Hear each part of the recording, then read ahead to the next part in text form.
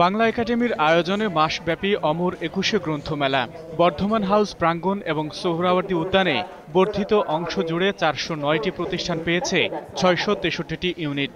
এর বাইরে ১৫টি প্রকাশনা সংস্থার প্যাভিলিয়নগুলো সাজানো হয়েছে বর্ণিল সাজে। প্রতিটি প্যাভিলিয়নে রয়েছে বহুমাত্রিক শিল্পের আঁচড়, রং তুলির খেলা। দৃশ্যমান শিল্প বটে, তবে এসব প্যাভিলিয়ন পাঠকদের আকৃষ্ট করবে কিনা এ নিয়ে সংশয় খোদ প্রকাশকদেরই। পাঠকরা ভালো বই পছন্দ করে এবং সেই বইয়ের ভিতরে কি অন্তর্নিহিত কি আছে সেটা জানার জন্য তারা ভালো বই পছন্দ করে।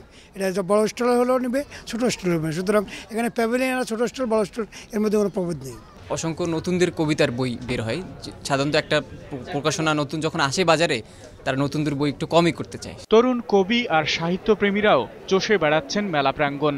তাদের অভিজ্ঞতায় পাঠকদের শ্রেণী আছে, কেউ বড় প্রকাশনা প্রতিষ্ঠানের নামে ব্যাকুল, কেউ আবার লেখার উপাদানে।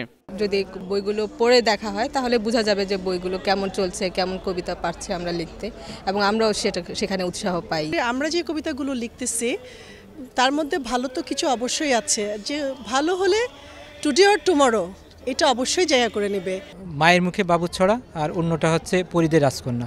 আশা করি এবারের বইমেলায় বাচ্চারা খুবই উপকৃত হবে এই দুইটা বই দিয়ে। সাহিত্য রস আস্বাদনই মুখ্য, পাঠকদের ব্যক্তিগত ব্যাখ্যাও বহুমাত্রিক।